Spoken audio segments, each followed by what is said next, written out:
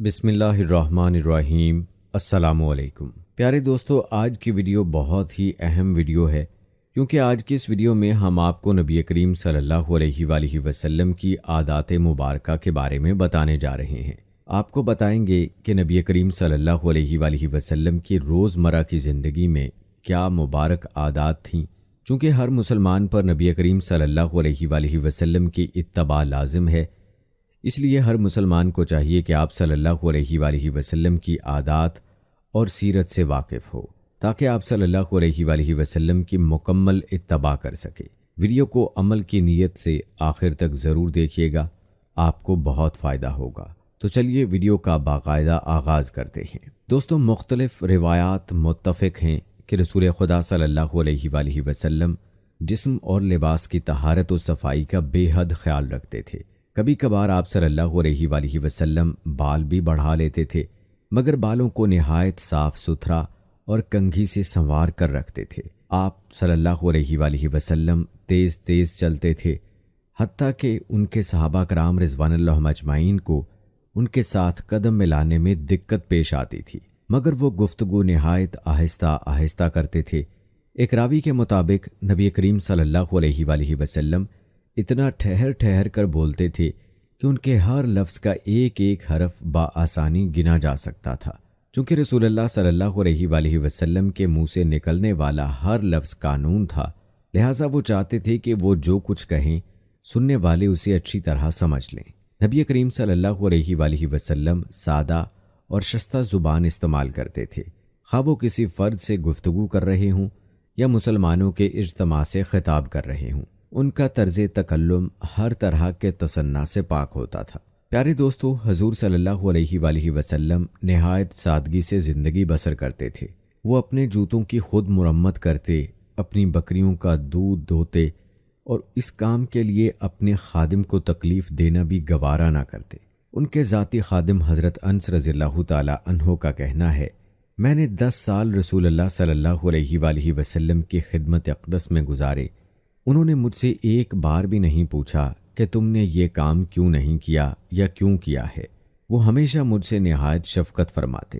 دوستو، رسول اللہ صلی اللہ علیہ وآلہ وسلم کی عادت مبارکہ تھی کہ آپ صلی اللہ علیہ وآلہ وسلم ننھے منھے بچوں سے بڑا پیار کرتے تھے اور جہاں کہیں بچوں کو دیکھتے خوش ہو جاتے اور بچوں کو ہنسانے کے لیے ان سے مذاق بھی کرتے۔ فطری طور پر وہ اپنے نواسوں حضرت حسن اور حضرت حسین رضی اللہ تعالی عنہ سے بھی بے حد محبت کرتے۔ بسا اوقات وہ نماز کے دوران بھی ان میں سے ایک کو بازوؤں میں اٹھا لیتے۔ جب آپ صلی اللہ علیہ وآلہ وسلم سجدے میں جاتے تو نواسے کو پاس کھڑا کر لیتے اور سجدے سے اٹھ کر اسے پھر گود میں لے لیتے۔ جب دونوں بچے ذرا سیانے ہوئے تو وہ مسجد نبوی صلی اللہ علیہ وآلہ وسلم میں ادھر ادھر دوڑتے پھرتے۔ نماز با جماعت کے دوران کبھی کبھار وہ رسول اللہ صلی اللہ علیہ وآلہ وسلم کی ٹانگوں میں سے گزر جاتے۔ رسول خدا صلی اللہ علیہ وآلہ وسلم انہیں کچھ نہ کہتے۔ اللہ کے رسول صلی اللہ علیہ وآلہ وسلم ہر ایک سے مشفقانہ برتاؤ کرتے، حتیٰ کہ معمر خواتین ان سے لمبی لمبی بے سروپا باتیں بھی کرتیں، مگر رسول خدا صلی اللہ علیہ وآلہ وسلم کوئی اکتاہٹ محسوس نہ کرتے۔ سبحان اللہ! کیا شان ہے پیارے آقا صلی اللہ علیہ وآلہ وسلم کی، کیا اوصاف حمیدہ ہیں رسول پاک صلی اللہ علیہ وآلہ وسلم کے۔ آگے بڑھنے سے پہلے آپ سے گزارش ہے کہ کمنٹ میں ایک مرتبہ درود پاک تحریر فرما دیں تاکہ یہ ہماری نجات کا ذریعہ بن سکے۔ پیارے دوستو، آپ صلی اللہ علیہ وآلہ وسلم کی عادت مبارکہ یہ تھی کہ سفر کے دوران وہ قافلے کے ہر فرد کے ساتھ رابطہ رکھتے اور بار بار لوگوں کے پاس جاتے تاکہ وہ خوش رہیں۔ ایسے ہی ایک موقع پر وہ اپنے پرانے دوست حضرت جابر رضی اللہ تعالی عنہ کے پاس گئے جو اپنے بوڑھے اونٹ پر سوار جا رہے تھے۔ حضور صلی اللہ علیہ وآلہ وسلم نے خود پر اس طرح سنجیدگی طاری کر لی کہ کوئی بھی دیکھنے والا سمجھ سکتا تھا کہ نبی کریم صلی اللہ علیہ وآلہ وسلم مذاق فرما رہے ہیں۔ پھر انہوں نے جابر رضی اللہ تعالی عنہ سے کہا، اچھا، کیا تم اپنا اونٹ میرے ہاتھ فروخت کرنا چاہتے ہو؟ ہاں، مگر ایک شرط پر کہ میں اونٹ مدینہ واپس جا کر آپ کے سپرد کروں گا۔ جابر رضی اللہ تعالی عنہ نے جواب دیا، لوگے کیا؟ آپ بتائیے، 1 درہم میں بیچو گے؟ رسول خدا صلی اللہ علیہ وآلہ وسلم نے کہا، اے اللہ کے نبی صلی اللہ علیہ وآلہ وسلم، آپ مجھے لوٹنا چاہتے ہیں؟ جابر رضی اللہ تعالیٰ عنہ نے پکارا، تو چلو 2 درہم لے لو۔ ہرگز نہیں، تو 3، 4، 5۔ رسول اللہ صلی اللہ علیہ وآلہ وسلم نے قیمت بڑھائی اور بالآخر 40 درہم تک پہنچ گئے اور حضرت جابر رضی اللہ تعالیٰ عنہ رضامند ہو گئے۔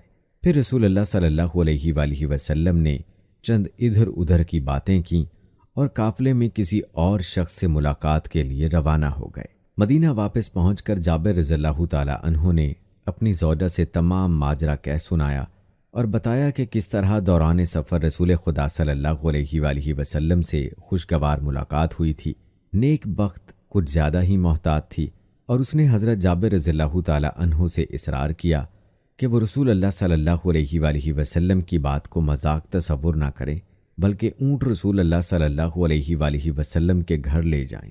جب رسول اللہ صلی اللہ علیہ وآلہ وسلم کو اطلاع ملی تو وہ مسکرائے اور انہوں نے اپنے خزانچی کو حکم دیا کہ جابر کو 40 درہم ادا کر دیے جائیں۔ رسول اللہ صلی اللہ علیہ وآلہ وسلم نے وہ اونٹ بطور تحفہ دوبارہ جابر رضی اللہ تعالیٰ عنہ کے حوالے کر دیا۔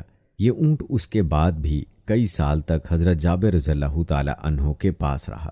جب بھی جابر رضی اللہ تعالیٰ عنہ کو اس واقعے کی یاد آتی، وہ رسول پاک صلی اللہ علیہ وآلہ وسلم کے اس یادگار تحفے کو دیکھتے تو نبی کریم صلی اللہ علیہ وآلہ وسلم کی یاد میں کھو جاتے۔ پیارے دوستو، اللہ کے نبی صلی اللہ علیہ وآلہ وسلم جانوروں پر بھی بڑی شفقت فرماتے۔ ایک روز حضور نبی کریم صلی اللہ علیہ وآلہ وسلم فوجی دستے کی معیت میں جا رہے تھے کہ ایک صحابی حضور صلی اللہ علیہ وآلہ وسلم کے پاس کسی پرندے کے چند چھوٹے چھوٹے بچوں کو لایا۔ ان کی ماں بھی ساتھ تھی۔ رسول خدا صلی اللہ علیہ وآلہ وسلم نے اس سے پوچھا تو صحابی نے بتایا، میں نے ان بچوں کو ایک گھونسلے میں دیکھا، جو ہی میں ان کے قریب گیا ان کی ماں پرواز کر گئی۔ میں نے تمام بچوں کو اپنے رومال میں لپیٹ لیا۔ جب میں چلا تو ان کی ماں بھی میرے سر پر منڈلانے لگی۔ میں نے رومال کو زمین پر کھول کر رکھ دیا تو ماں بھی بچوں کے پاس آ گئی اور میں نے اسے بھی بچوں کے ساتھ رومال میں لپیٹ لیا۔ اب یہ سب آپ کے سامنے ہیں۔ رسول صلی اللہ علیہ وآلہ وسلم نے صحابی کو حکم دیا کہ وہ فی الفور واپس جائے اور بچوں کو ان کی ماں سمیت ان کے گھونسلے میں چھوڑ کر آئے۔ اسی طرح ایک مرتبہ رسول پاک صلی اللہ علیہ وآلہ وسلم نے فوج کے ہمراہ جاتے ہوئے ایک کتیا کو دیکھا جس کے بچے ماں کا دودھ پی رہے تھے۔ حضور صلی اللہ علیہ وآلہ وسلم نے ایک سپاہی کو کتیا کے پاس کھڑا کر دیا۔ اسے حکم دیا گیا کہ وہ ساری فوج گزرنے تک کتیا کے پاس کھڑا رہے اور کسی کو اسے پریشان نہ کرنے دے۔ ایک روز مدینہ میں ایک اونٹ بھاگتا ہوا آیا اور رسول صلی اللہ علیہ وآلہ وسلم کے سامنے گھٹنے ٹیک کر بیٹھ گیا۔ فوراً ہی چند افراد بھی وہاں پہنچ گئے جو اونٹ کو پکڑنا چاہتے تھے۔ رسول خدا صلی اللہ علیہ وآلہ وسلم نے ان سے ماجرا پوچھا تو انہوں نے بتایا کہ اونٹ بہت بوڑھا ہو گیا ہے اور اب وہ کنویں سے پانی کھینچنے کا کام نہیں کر سکتا، چنانچہ ہم اسے ذبح کرنا چاہتے ہیں۔ رسول اللہ صلی اللہ علیہ وآلہ وسلم کو اونٹ پر رحم آ گیا۔ انہوں نے کہا، اسے چراگاہ میں چھوڑ دو، اس نے تمہاری طویل عرصے تک خدمت کی ہے۔ اونٹ کے مالک رسول اللہ صلی اللہ علیہ وآلہ وسلم کی بات سے متفق ہو گئے اور اونٹ کو واپس لے گئے۔ پیارے دوستو، روایات میں آتا ہے کہ ایک اور سفر کے دوران حضور صلی اللہ علیہ وآلہ وسلم چند دوستوں کی معیت میں تھے۔ انہوں نے صحرا میں ملنے والے ایک گڈریے سے بھیڑ خریدی۔ حضور صلی اللہ علیہ وآلہ وسلم کے ایک رفیق سفر نے کہا، میں بھیڑ کو ذبح کر لیتا ہوں تو میں اس کی کھال اتار دوں گا۔ دوسرے صحابی نے ذمہ داری لی۔ تیسرے صحابی نے گوشت پکانے اور کھانا تیار کرنے کی حامی بھر لی۔ ہر ایک نے کچھ نہ کام اپنے ذمے لے لیا تو رسول اللہ صلی اللہ علیہ وآلہ وسلم نے کہا، میں جا کر خشک لکڑیاں اکٹھی کرتا ہوں۔ تمام صحابہ رضوان اللہ مجمعین نے جو موجود تھے کہا کہ یا رسول اللہ صلی اللہ علیہ وآلہ وسلم، یہ کام بھی ہم سب کیے لیتے ہیں، مگر رسول پاک صلی اللہ علیہ وآلہ وسلم نے فرمایا، میں لکڑیاں ضرور لاؤں گا۔ یہ مناسب معلوم نہیں ہوتا کہ آپ سب لوگ تو کام کریں اور میں کوئی مدد نہ کروں۔ دوستو، یہ ہیں اوصاف اور یہ ہیں عادات ہمارے پیارے آقا صلی اللہ علیہ وآلہ وسلم کی، جو دو جہاں کے بادشاہ ہیں۔ لیکن آج کسی کو چھوٹا سا مرتبہ مل جائے تو حکمرانی شروع کر دیتا ہے۔ اور اپنے ماتحتوں کے ساتھ کام کرنے کو توہین سمجھتا ہے، حالانکہ یہ تو اعلیٰ ظرفی ہے کہ سب کے ساتھ مل کر کام میں شامل ہو جائے، اور یہی ہمارے لیے ہمارے پیارے نبی صلی اللہ علیہ وآلہ وسلم کی تعلیم بھی ہے۔ آپ صلی اللہ علیہ وآلہ وسلم کی عادات میں یہ بھی آتا ہے کہ رسول اللہ صلی اللہ علیہ وآلہ وسلم صحابہ کرام رضوان اللہ اجمعین سے مذاق بھی فرمایا کرتے تھے، اور صحابہ کرام رضوان اللہ اجمعین اس سے لطف اٹھاتے۔ حضور صلی اللہ علیہ وآلہ وسلم کا ایک سادہ لوسا صحابی تھا جو کوئی زیادہ خوش رو نہ تھا۔ ایک دن رسول اللہ صلی اللہ علیہ وآلہ وسلم نے اسے مدینہ کے بازار میں جاتے دیکھا۔ حضور صلی اللہ علیہ وآلہ وسلم دبے پاؤں پیچھے سے اس کے پاس گئے، اسے اپنے بازوؤں میں جکڑ لیا اور بولے، کیا کوئی یہ غلام خریدنا چاہتا ہے؟ صحابی نے گردن موڑ کر دیکھا کہ اسے کس نے بازوؤں میں لے رکھا ہے۔ رسول اللہ صلی اللہ علیہ وآلہ وسلم کو دیکھ کر اس کی خوشی کا ٹھکانہ نہ رہا۔ اس نے اپنی کمر حضور صلی اللہ علیہ وآلہ وسلم کے سینے کے ساتھ زور سے لگاتے ہوئے کہا، یا رسول اللہ صلی اللہ علیہ وآلہ وسلم، اس غلام کی فروخت سے آپ کو کچھ زیادہ رقم نہیں ملے گی۔ رسول اللہ صلی اللہ علیہ وآلہ وسلم نے اسے چھوڑ دیا اور بولے، مگر خدا کی نظروں میں تمہاری قدر و قیمت بہت زیادہ ہے۔ روایات میں آتا ہے کہ ایک روز ایک اجنبی رسول اللہ صلی اللہ علیہ وآلہ وسلم کے پاس آیا۔ رسول خدا صلی اللہ علیہ وآلہ وسلم نے اسے کھلایا پلایا اور رات گزارنے کے لیے بستر بھی دیا۔ وہ کوئی نادان دشمن تھا، اس نے بستر خراب کر دیا اور صبح چلا گیا۔ یوں وہ اللہ کے رسول صلی اللہ علیہ وآلہ وسلم سے اپنی تصوراتی دشمنی کا انتقام لینا چاہتا تھا۔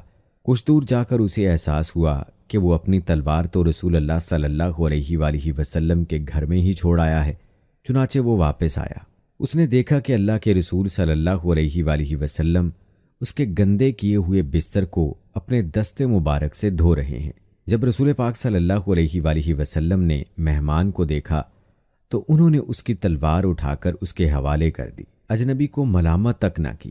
اکھڑ بدو پر حضور صلی اللہ علیہ وآلہ وسلم کے اس اخلاق کا اتنا اثر ہوا کہ اس نے رسول اللہ صلی اللہ علیہ وآلہ وسلم سے معافی طلب کی اور کلمہ پڑھ کر مسلمان ہو گیا۔ اسی طرح کی ایک اور روایت ہے کہ ایک روز مسجد میں رسول خدا صلی اللہ علیہ وآلہ وسلم نے ایک شخص کو دیکھا جس کی داڑھی الجھی ہوئی تھی اور سر کے بالوں میں کنگھی تک نہیں کی گئی تھی۔ رسول اللہ صلی اللہ علیہ وآلہ وسلم نے اسے مسجد سے باہر جا کر ہاتھ منہ دھونے اور بالوں میں کنگھی وغیرہ کرنے کو کہا۔ جلد ہی وہ حجام کی دکان سے واپس آیا تو رسول پاک صلی اللہ علیہ وآلہ وسلم نے کہا، کسی خوفناک شیطان کی مانند نظر آنے سے کیا یہ بہتر نہیں ہے؟ ایک اور موقع پر رسول پاک صلی اللہ علیہ وآلہ وسلم نے ایک مسلمان کو نہایت خستہ حالت میں دیکھا۔ اس کے کپڑے پھٹے ہوئے تھے اور بدن پر جھول رہے تھے۔ جب رسول اللہ صلی اللہ علیہ وآلہ وسلم نے اس سے ایسی حالت کا سبب پوچھا تو اس نے بتایا، یا رسول اللہ صلی اللہ علیہ وآلہ وسلم، میں کوئی غریب شخص نہیں، اللہ نے مجھے کافی دولت دی ہے، مگر میں سب کچھ اللہ کی راہ میں لٹا دیتا ہوں اور خود جھوٹے موٹے پر اکتفا کرتا ہوں۔ اس پر رسول اللہ صلی اللہ علیہ وآلہ وسلم نے فرمایا، یہ کوئی اچھی بات نہیں ہے۔ اللہ تعالیٰ نے اپنے بندے کو جن نعمتوں سے نوازا ہے وہ بندے کو ان نعمتوں سے مستفید ہوتے دیکھنا بھی پسند کرتا ہے۔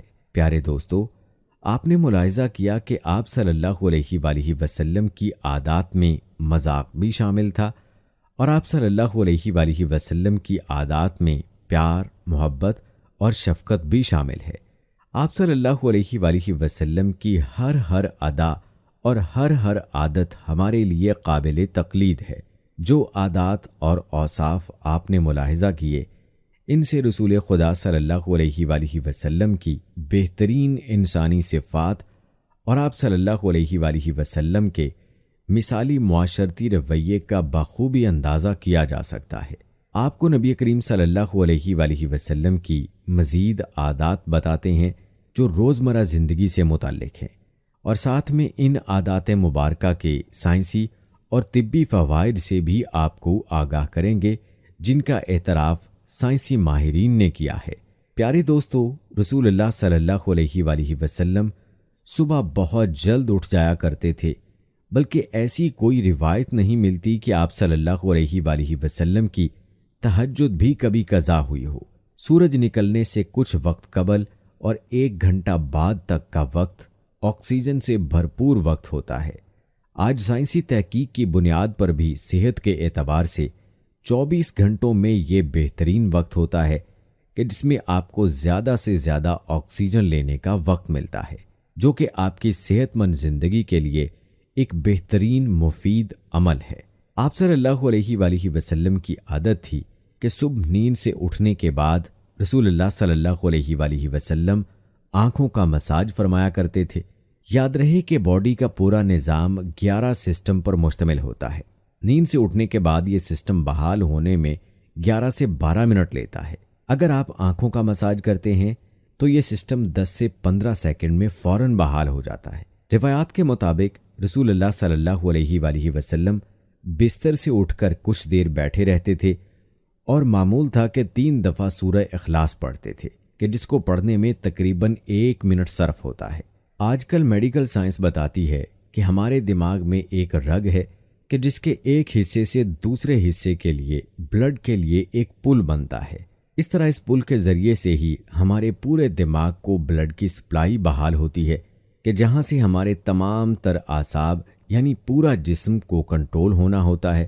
اگر کوئی شخص صبح بیدار ہونے پر اچانک اٹھ کر چل دے جبکہ ابھی برین میں بلڈ کی سپلائی بحال نہیں ہوئی تو اس شخص کو یہاں برین ہیمریج ہو سکتا ہے یا وہ برین کے کئی دوسرے پیچیدہ مسائل کا شکار ہو سکتا ہے کہ جن میں اچانک جسم کے کئی حصوں کا مفلوج ہونا، فالج بھی شامل ہے۔ جبکہ اگر وہ صرف 1 منٹ بیٹھا رہے کہ اس کے دماغ میں بلڈ کی سپلائی بحال ہو سکے تو بہت سے پیچیدہ مسائل سے بچ سکتا ہے۔ یہ باقاعدہ ایک سائنسی تحقیق ہے اور اس ایک حدیث مبارکہ کے پیچھے بہت سے پروفیسر ڈاکٹرز کی ریسرچ شامل ہے کہ جس میں غیر مسلم ریسرچرز نے بھی اتفاق کیا ہے کہ ہمیں محمد صلی اللہ علیہ وآلہ وسلم کی اس سنت کے مطابق صبح اٹھنے کے بعد بیڈ پر کچھ دیر بیٹھے رہنا چاہیے۔ اس کا فائدہ یہ ہے کہ دماغ پوری طرح سے ایکٹیو ہو کر ہمارے جسم کی بھرپور رہنمائی کے قابل ہو جاتا ہے۔ اس سنت مبارکہ پر جہاں بہت بڑا اجر و ثواب ہے وہاں صحت کا بہت بڑا راز بھی ہے۔ دوستو، آپ صلی اللہ علیہ وآلہ وسلم کی ایک عادت مبارکہ یہ بھی تھی کہ دوپہر کے کھانے کے بعد 1 گھڑی کے لیے یعنی کہ 20 سے 25 منٹ آپ صلی اللہ علیہ وآلہ وسلم لیٹ جایا کرتے تھے۔ اس کا فائدہ یہ ہے کہ تقریباً 68% افراد میں جب وہ لنچ کرتے ہیں تو ان کا معدہ تھوڑی مقدار میں الکوہل پیدا کرتا ہے۔ ایسے میں اگر انسان چل پھر رہا ہو تو وہ چکرا کر گر سکتا ہے یا اس پر خمار کسی کیفیت طاری ہو سکتی ہے۔ یہی سبب ہے کہ آپ ہمیشہ دوپہر کے کھانے کے بعد اپنے آپ کو تھوڑا سا بوجھل محسوس کرتے ہیں۔ اگر ہم کچھ دیر لیٹ جائیں تو الکوہل سے پیدا ہونے والے خمار کا ذہن پر زیادہ دباؤ نہیں آئے گا اور وہ باڈی فنکشنز کے لیے زیادہ فعال رہے گا اور ہم کسی بھی طرح کے حادثے سے بچ سکیں گے۔ اس کے علاوہ بھی اس سنت مبارکہ پر عمل نہ کرنے کی صورت میں بہت سے صحت کے مسائل کا خدشہ رہتا ہے۔ چونکہ یہ بات آج تحقیقات سے ثابت شدہ ہے، اس لیے دنیا بھر کے ممالک میں بیشتر 1 سے 2 یا 3 بجے تک دوپہر کا وقفہ کیا جاتا ہے تاکہ لوگ لنچ کے بعد کچھ قیلولہ کر سکیں۔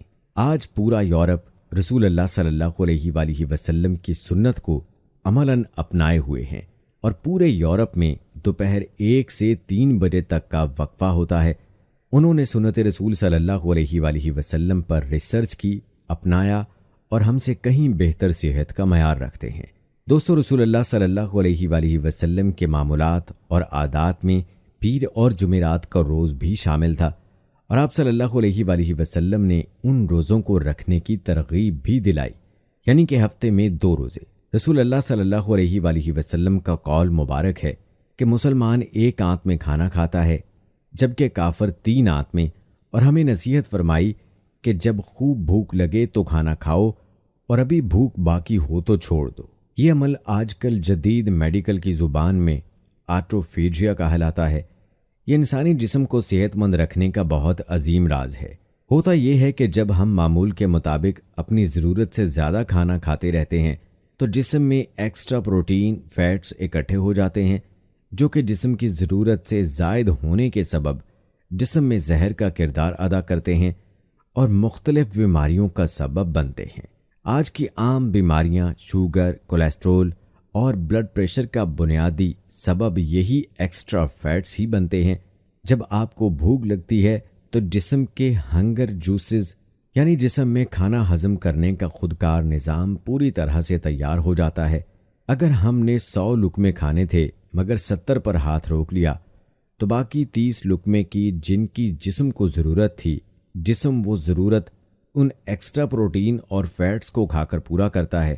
جسم اپنے خودکار نظام کے تحت اکٹھے ہونے والے زہر کو ختم کرتا رہتا ہے اور آپ صحت مند رہتے ہیں۔ اب جب 3 روز کچھ کوتاہی ہو گئی اور آپ نے پیر کو روزہ رکھ لیا، پھر 2 روز کے معمولات اور جمعرات کا پھر روزہ، جب یہ سنت رسول صلی اللہ علیہ وآلہ وسلم آپ کے معمولات کا حصہ بن جاتی ہے تو بیماری پیدا کرنے والے سیل آٹوفیجیا کا عمل ہفتے میں دوبارہ دہرائے جانے کے باعث اکٹھے ہی نہیں ہو پاتے اور آپ سدا صحت مند رہتے ہیں۔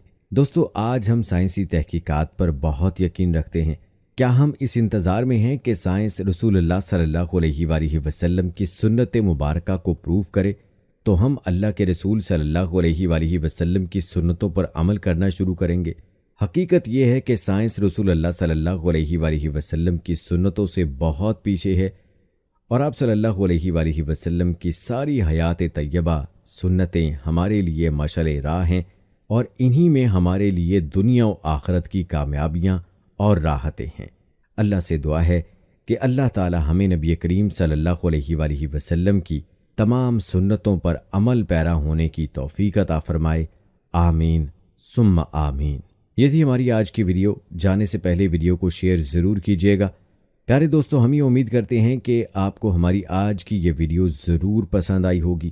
اگر آپ کو ہماری آج کی یہ ویڈیو پسند آئی ہے تو سب سے پہلے تو اس کو لائک کریں اور اپنی رائے کا اظہار کمنٹ سیکشن میں لازمی کریں۔ ملتے ہیں اگلی ویڈیو میں، تب تک کے لیے مجھے اجازت دیں۔ فی امان اللہ۔